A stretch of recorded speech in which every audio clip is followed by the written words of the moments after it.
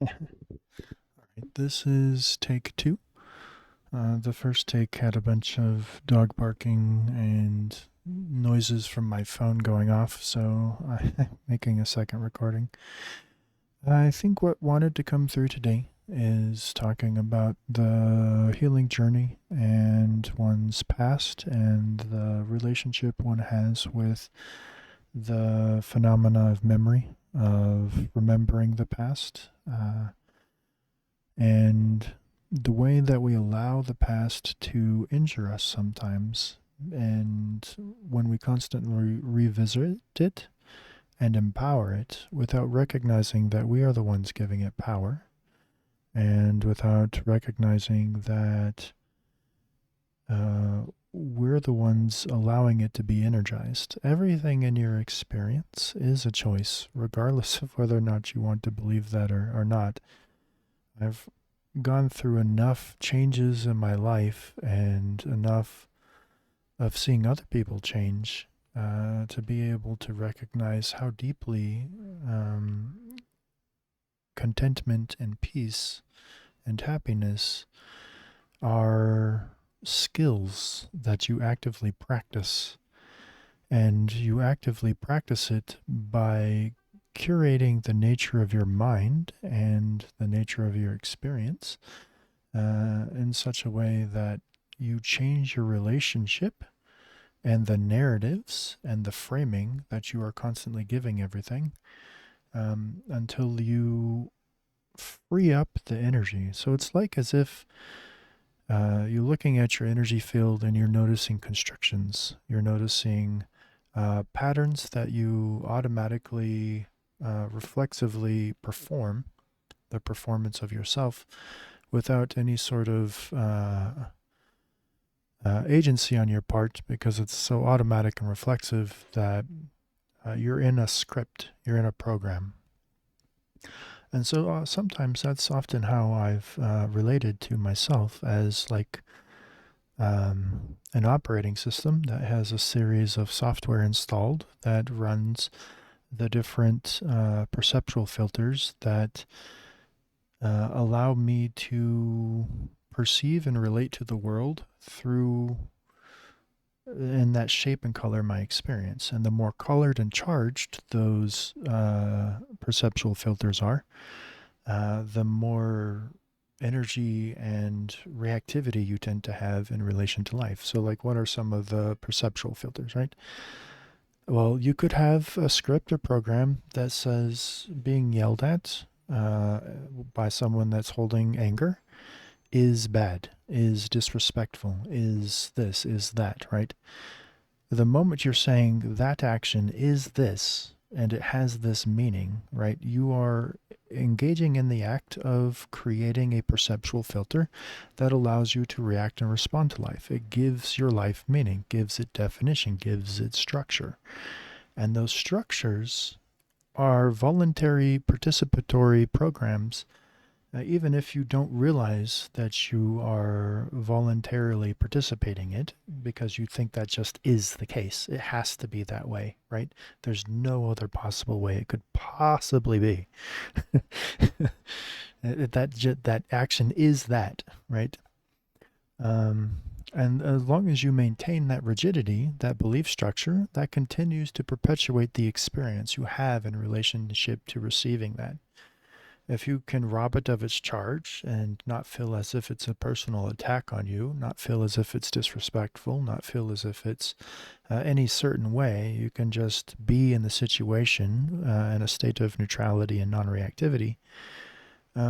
Just looking at the person, possibly amused at the situation, depending upon your character and how what other conditions you have coming up for you in order to that help you relate to the situation.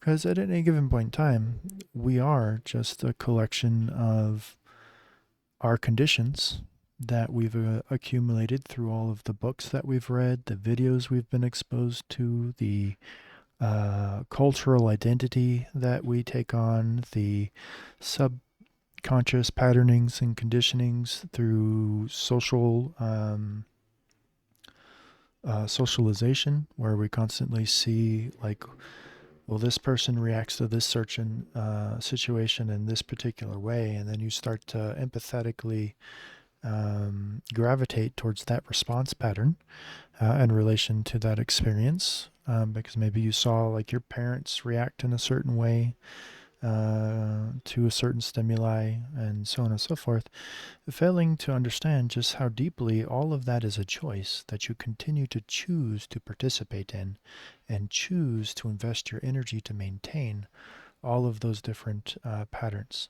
And that there is the possibility, if you deeply drop into mindfulness, if you deeply cultivate awareness, if you deeply start examining your patterns, if you deeply start owning, uh, turning the locus of control inward, right? Focusing on what you actually have control over, and what is actually, what do you have control over? You have control over a large extent how you respond to the stimuli, right? You might not have a lot of control over initially to your initial response in terms of the feeling it invokes in your body. So it could still invoke anger. You might be able to catch yourself in that trigger within a matter of 5 seconds, 10 seconds, to realize that you did something from a triggered state. And now that you've acted from that triggered state, and you recognize that's not how you actually want to show up in the world. You have a different alignment with integrities and values for how you actually want to show up. You're able to then respond to the world differently in relation to uh, having caught yourself in the pattern. You've identified yourself in real time. I was like, oh shit, I was triggered. I'm sorry. I responded in an outburst of anger, and that is unhelpful and productive to the situation. It was uncalled for, and I apologize. Like, you're able to let loose of the self structure, the identity structure, that is constantly putting all of these different narratives about things of, if I do this, it's weak. If I do this, it's unmanly. If I do this, it's girly. If I do this, it's this. And if I do this, it's this. All of those are different conditioning patterns. And there's nothing wrong with them, other than if you perform them unconsciously, they are the reactivity that you respond to life with, that in such a way that you have less and less agency to create yourself, and you have less and less energy to show up to life in a very present and very authentic way, right? So when it's okay to have any one of those different patterns, you can be reactive and you can claim that identity, as long as like you are truly in the authenticity of that identity, in terms of like, that's who I want to be and how I want to show up in the world. You might even acknowledge that it's a coping mechanism or a defensive pattern that allows you to handle certain situations in a way that's comfortable and familiar. And you don't want to step out of that comfortableness and familiarity because it's the tool that you always refer to. But once you identify it as a choice, right? Now you can start exploring, well, what are other ways to be in this situation? You start discovering the flexibility of identity, the flexibility of self structure, the flexibility of having all of these different um, scripts inside of yourself that you reflexively pull onto, and the ability of you to design new ones to be able to live in life more consciously and with more intention and with more care in how you want to show up in the world. One of the things I like to say is, be the change you wish to see in the world. And uh, so you're putting out a representation of your frequency, a representation of your vibration, your vibe, your light, so that it contributes to the overall greater good, the diversity of life, right? The dance of Shiva and Shakti, the play of Shiva and Shakti, the Lila, the the grand unfolding. And so, like, from the non-dual perspective of like the Shaiva Tantra, the Shiva and Shakti are constantly in a state of play and dance to come to experience this world, to go through the flavors of being all that it can be. So there is no judgment from source consciousness towards any particular way of being.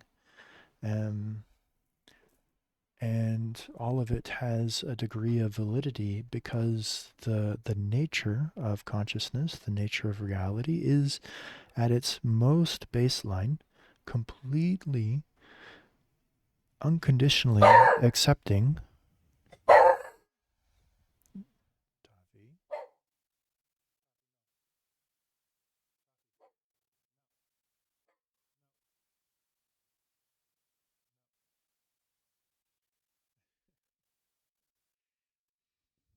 Trollo. That was the dog barking at random stuff. He's a dachshund. He does that. He's very cute. Maybe I will show him sometime. He deserves his own little Instagram or YouTube channel. I'm sure he would be a star. But yeah. So I just had my flow broke, and I'm not sure where I was in terms of the energy that was streaming through me. So yeah, at a certain point in time, most of your experience starts to feel kind of channeled, as if life is coming through and doing you. And that can be a sudden, abrupt process, or it can be a very slow, gradual process that unfolds over time. And when you're in that flow state, in those streams of consciousness, words just seem to come without thought, without the need for any sort of self reflection. They just show up spontaneously to be expressed and experienced in the arising eternal now and the arising eternal here that are. And so I think I was on the play of Shiva and Shakti and on the Lila and on the unconditional love and acceptance that is the substrate of reality itself. And so, like, Shiva and Shakti are you. Shiva and Shakti are the isness of everything, are all form. The Shakti is the vibration of all matter into existence, into experience, into the capacity for you to interact with it, to touch it, to taste it, to smell it, to have any sort of seemingness of what it's like to be anything at all throughout all of reality. And so, from the perspective of Shiva and Shakti, there's only oneness, only unity, only the interconnectedness of all things. Um, some would say there's only love, right? There's only the deep intimacy of being that you experience in the ever arising now. And that deep acceptance even contains resistance, even contains the lack of acceptance that can arise in the small self structure, and can be experienced as frustration, as sadness, as pain, as grief, as any and every emotion and experience that can possibly be, because that is the unfolding of the all it is, the everythingness of everything, the fullness of experience itself. Um,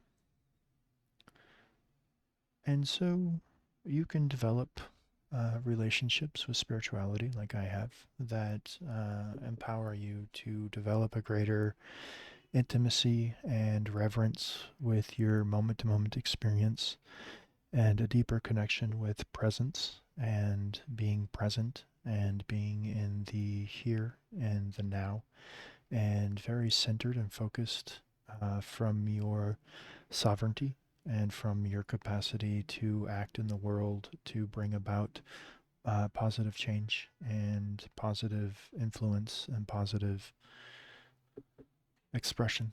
Like, be the change you wish to see in the world. That's a form of resonance. That's a form of frequency that, as you continue to embody it, has effects on those around you that experience you being able to hold that frequency, whatever that frequency is. It doesn't have to be any particular way. It just has to be your particular way, because that is the dance of Shiva and Shakti, playing out the grand unfolding, the grand mystery of the all that is. And so connecting with that deeper true self nature, right, allows you to interact, engage with the world in a way that's more lighter, more liberated, more free, more effortless. As you start letting go of all of the structure and rigidity of your experience, a natural sort of structure that is more fluid and spontaneous and that is lighter tends to express itself through you and tends to come up to be experienced through you more and more and more. Like when you inhabit the formless and you're more deeply trusting of reality and divinity to be able to accommodate all that comes to you. Yeah, there's just a lot of psychological benefits in terms of your overall mental health and resilience and capacity to meet reality exactly as it's coming to you in that moment. And it's a shame and an irony and amusement that the people that often experience this type of phenomena arising are often the ones that have gone through the most horrific things or that have had some of the more harsh experiences that one can have throughout life in order to go through and experience these hero journeys, these growth arcs and everything. So, this video is getting a little bit on the long side. It's at almost 18 minutes now. And I am feeling the energies start to leave me at the moment. So we're going to go ahead and allow this video to cut here. So thank you all for listening. And if you appreciate this type of content, go ahead and please like and subscribe in order to help empower this journey of mine to be this type of content producer. And as always, may peace favor you, and may the light of your being bring you much joy and illuminate your path. Take care.